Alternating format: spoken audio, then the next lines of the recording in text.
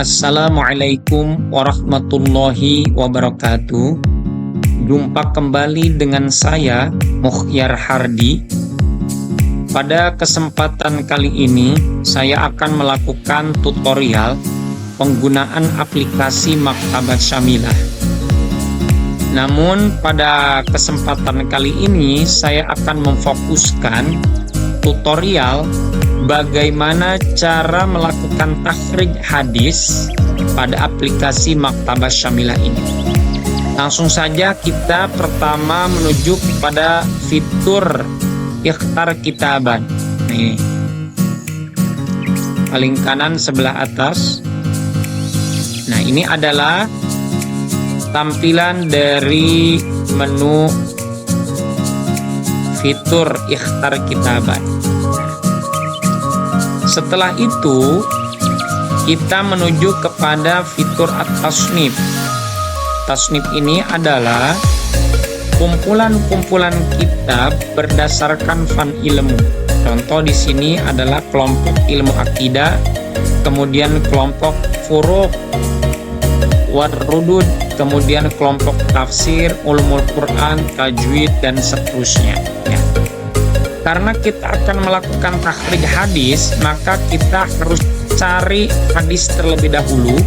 Maka kita pilih kutubus sunnah, yaitu kitab-kitab hadis. Nah, pada kutubus sunnah ini kita cari ataupun dengan cari yaitu kitab Sahih Bukhari. Ya.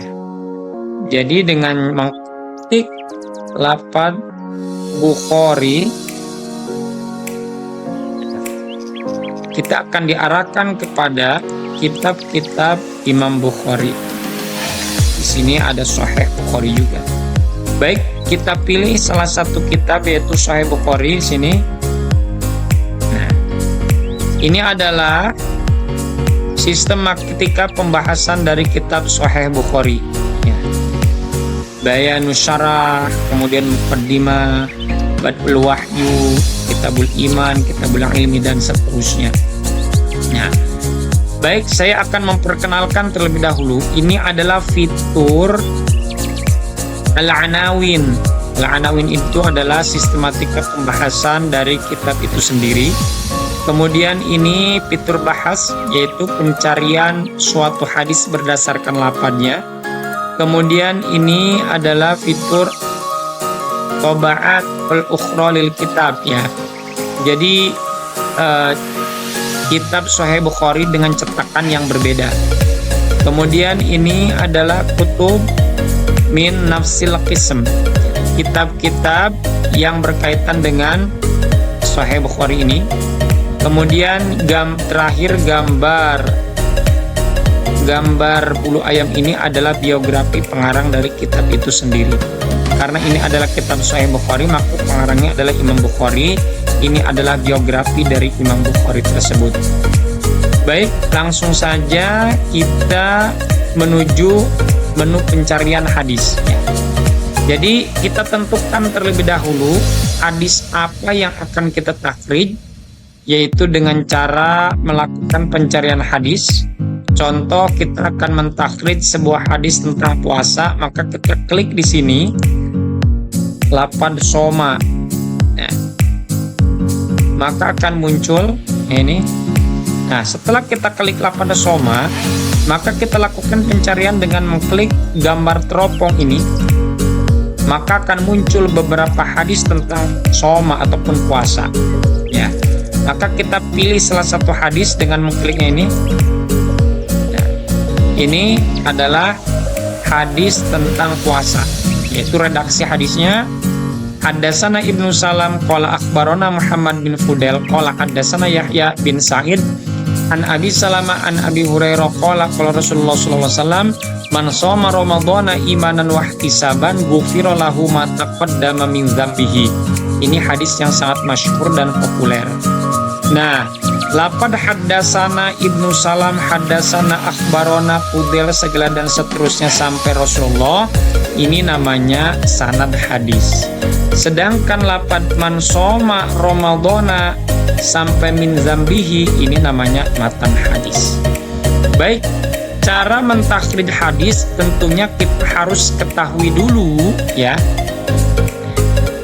perawi ataupun sanad dari hadis-hadis ini yang meriwayatkan hadis ini ya, Ibnu Salam, Muhammad bin Fudel, apakah mereka ini termasuk ke dalam kategori rijalul hadis yang terpercaya atau tidak.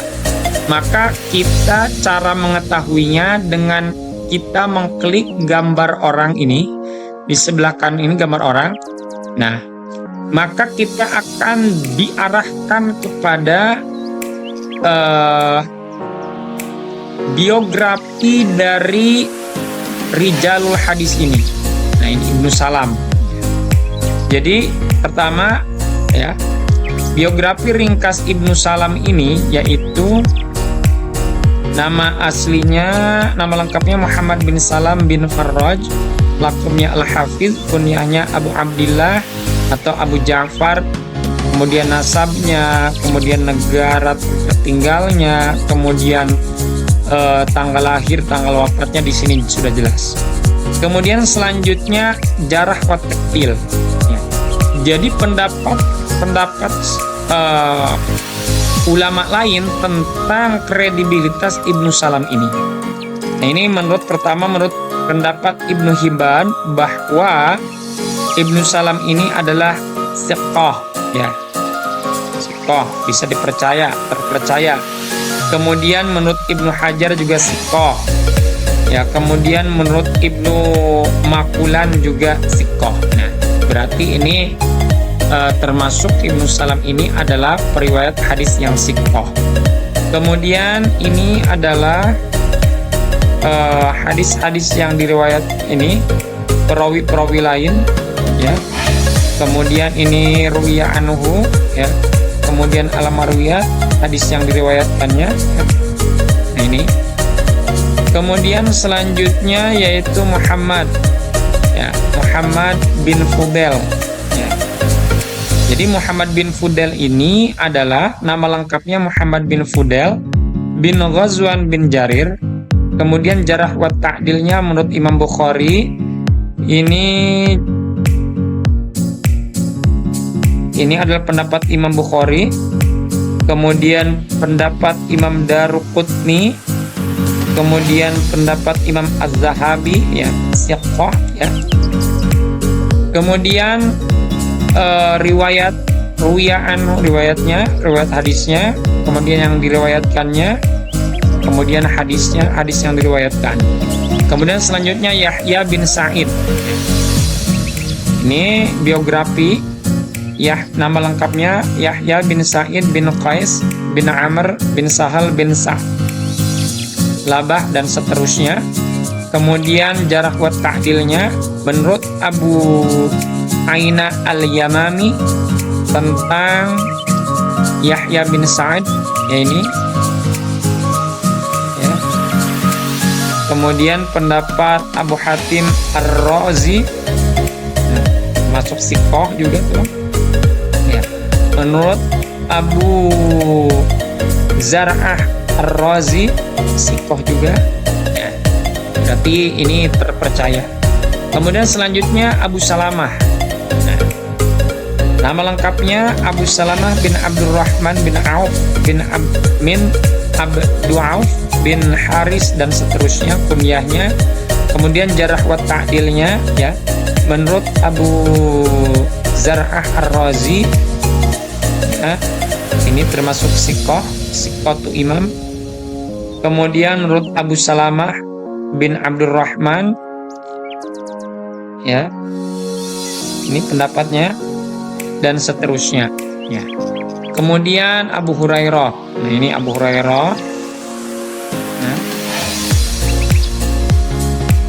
ini namanya itu Abdurrahman bin Sakhar atau Abdurrahman bin Ghanam ya. Kemudian Abdullah bin A'id, ini banyak sekali nih. Nah, ini adalah kualitas dari perawi hadis-hadis tersebut ya. Kemudian selanjutnya yaitu ketersambungan hadis ini. Nah, ini dia. Nah, di sini